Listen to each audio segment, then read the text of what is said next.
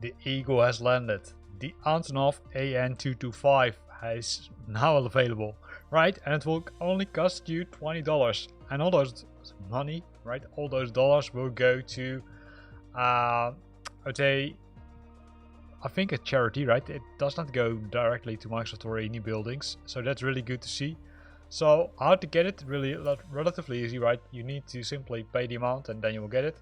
You can see that it's will cost you $20 or 20 euros in my case, so probably a little bit more dollars, and it will cost you 5 gig of disk space. So if we scroll down, right, you can see some of the images over here.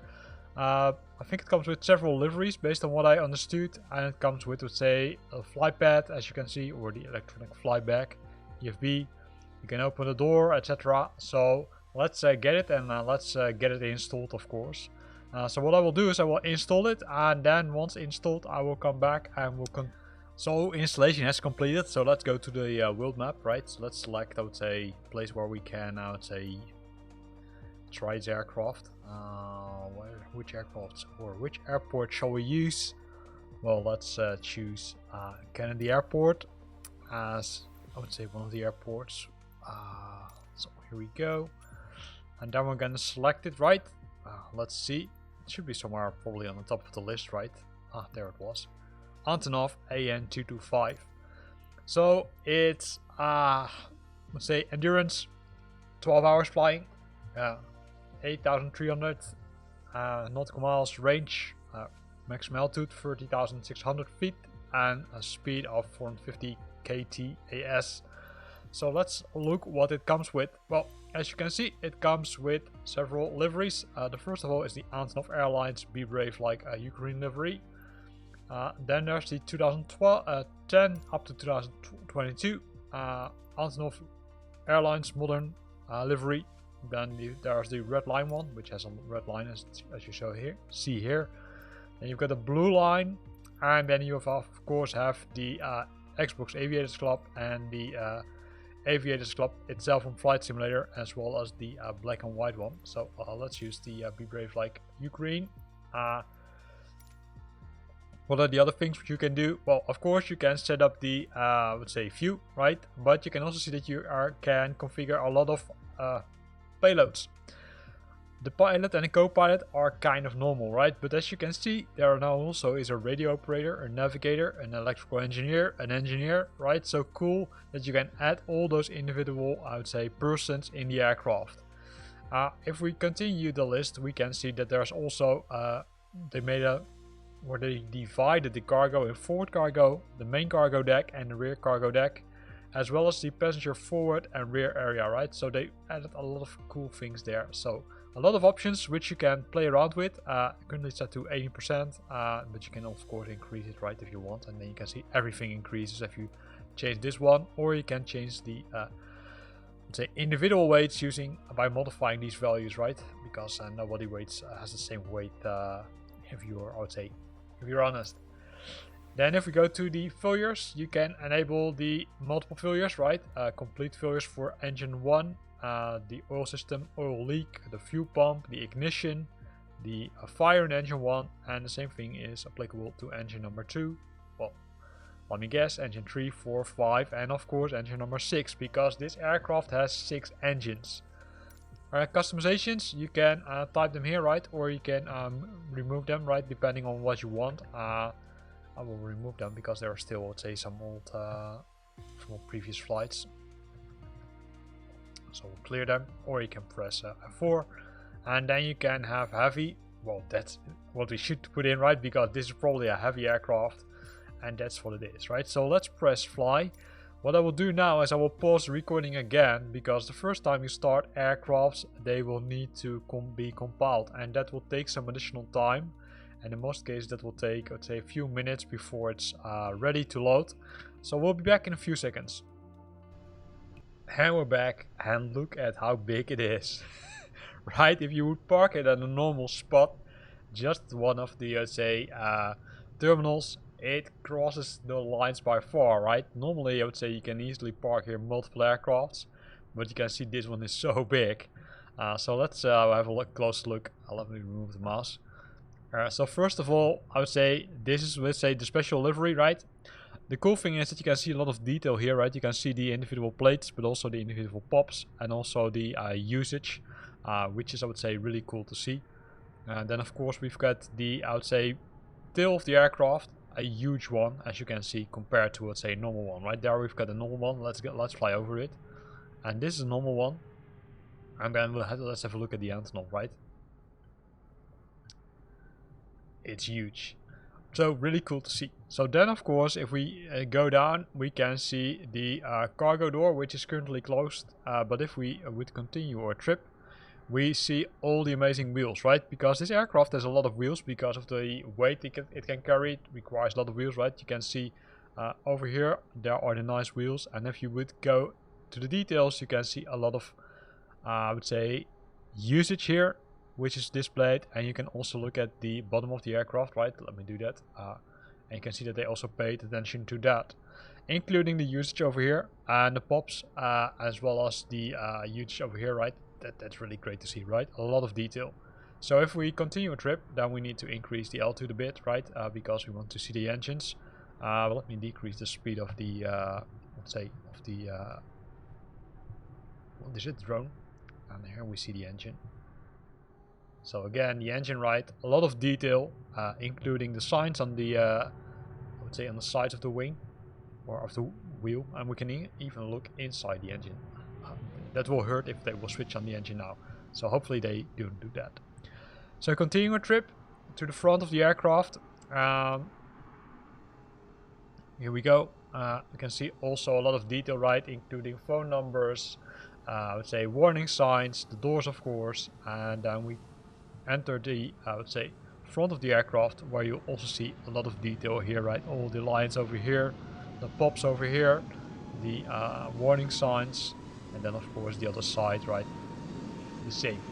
So let's see if we can look inside the aircraft, right? So the inside of the aircraft, that's also really cool done, because what they've done is they added, I would say, cargo, right? So you can see that, I would say, there is a small error, I think, because if you, or is it an error? No, it's, I would say, normal, right? So it's my fault.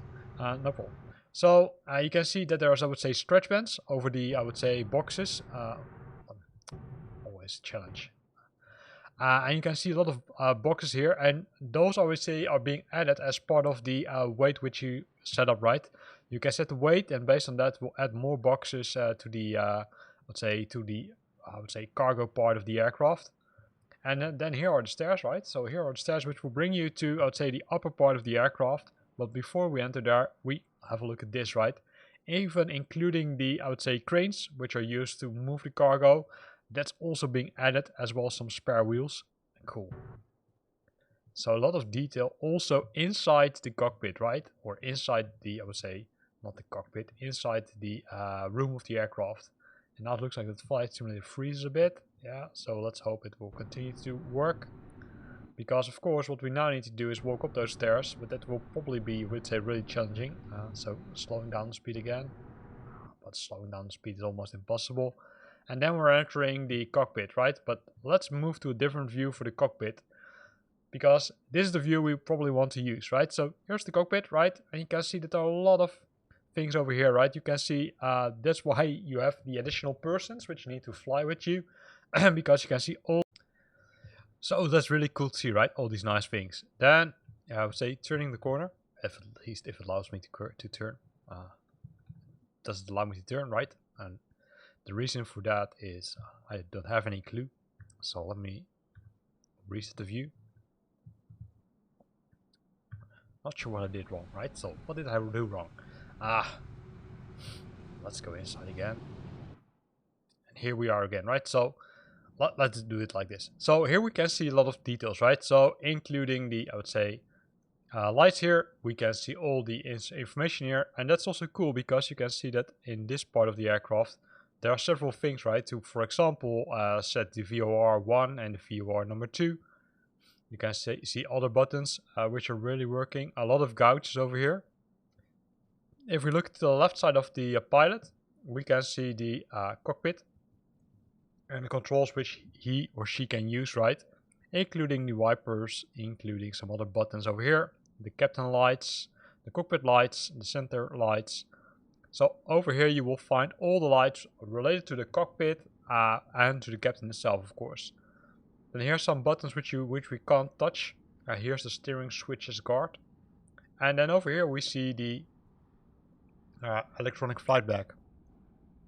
Right, so we can load the plan from GPS. We can say, hey, ready to fly. Then it will make sure that the aircraft, of course, is ready to fly. And you can also configure stuff. So you can say, hey, I want to have a different cargo, right? So by default it's generic, but you can also change it to a truck. You can change it to a fire truck, even a train, a helicopter, a boiler, and then you can set it to none, which makes it, I would say, then it will be the default one, right? So, and then it says not in loading config. I'm not sure what it means, but hey, that's it. Then if we look at the other stuff, we can see some options are here, and then you can say GPU and chocks. So I do think that this has to do with the pieces it will put in place, although GPU could stand for the graphical processor unit. But let's leave them in place, right? We can, or at least not, GPU. Of course it stands for ground power unit. How stupid could I be? So ground power unit and chocks for the wheels. Then here we can open the doors, right? So you can say, hey, I want to open the main cargo door. Or you can open the cabin door, the internal door, and you can switch on the cargo bay lights as well as the passenger area lights. So now we opened the main door. So let's have a look at the outside, right? What is open now? Well, it's trying to open the door. Hopefully it won't open it because it will break some stuff. As you can see. It goes slow, but it goes, right? So while it's opening, let's go inside the aircraft again. So that's really cool to see, right? I thought that there was also, I would say, a door at the back, but now I remember it only has one at the front, right? Which is really cool, and you can see it's opening as we speak. The cargo bay lights, right, which you can switch on, passenger bay lights, as I just discussed. That's what you will find in the configure option if you press this on 1, or if you press the ground option, which you will find on the left side. Here you can also still change the payload. So you can still change the payload even if you're in the aircraft, right? So then you can say, hey, I want to configure it and then change the cargo weight, make it active, and then I would say set the loading config, and based on that you can apply the weight to the aircraft, right? And here are the things which you can change, right? So that's, say you've got the main cargo, the rear and the front cargo, and then you've got the passenger load, which is both here and here. Then the weather, that's also something which you can get, but this is more, you can get the weather of the actual location or see the weather of the location. So you can see it, right? You can see the clouds, the visibility, the altimeter, but if we, for example, type in KJFK here and then say search, it will give us the current weather at the airport as well as the meter information. So cool to see. The converter allows you to easily switch between kilograms and lb, feet and meters, and several other ones. So that makes, let's say, makes life easier. And then you've got the localization options. Localizations, it can be either English or Cyrillic, metric or imperials, and autopilot, altitude window 1 second or 100 second. At least I think it's second because it's an S. And here, of course, is the nose door moving. Currently set to realistic, but you can also set it to false. In that case, it will go a lot quicker.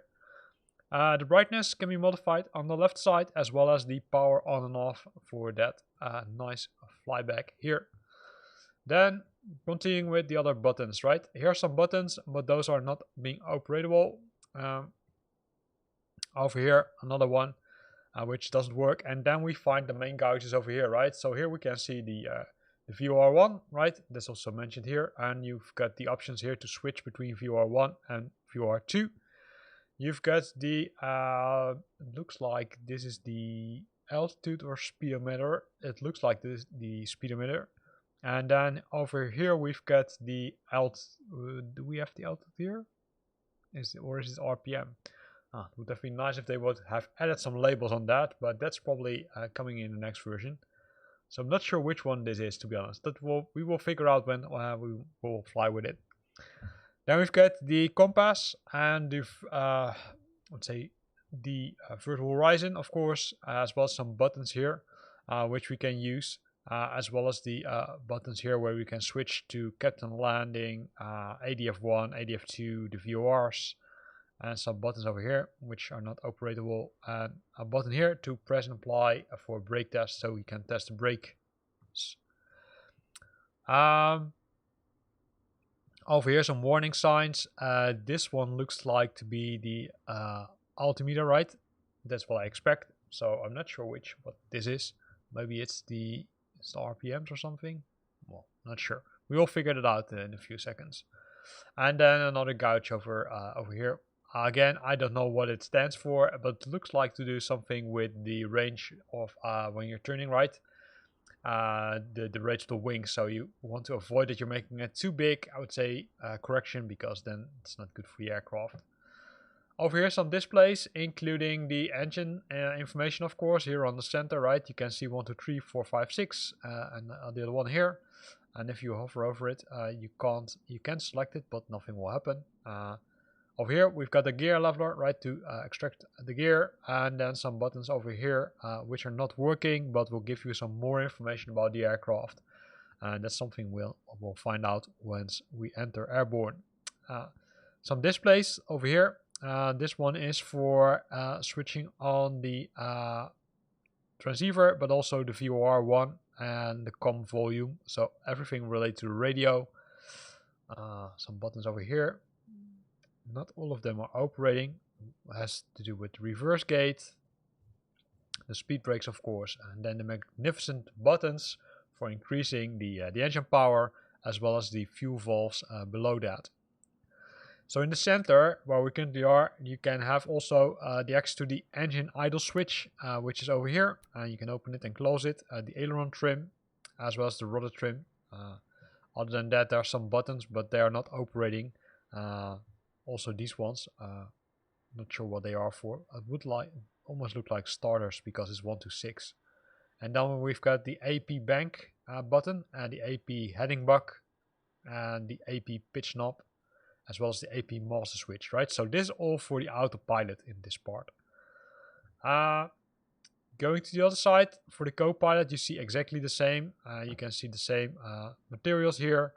You can see the same gouges over here. All of them are working, but there's of course one difference, is that these are for the co-pilot. On the top of the aircraft, right, if we zoom in out a bit, there are also several buttons, right? So if we start at the left side, we can see several buttons to set the Captain DME display bus, the Captain ASI, the TCAS bus, the VSI bus, HSI bus, RUT Alt, and the HSI bus switch again. So a lot of buttons, and I really don't have any clue what we can do with that. Now we've got the Captain fan switch and the window heat button.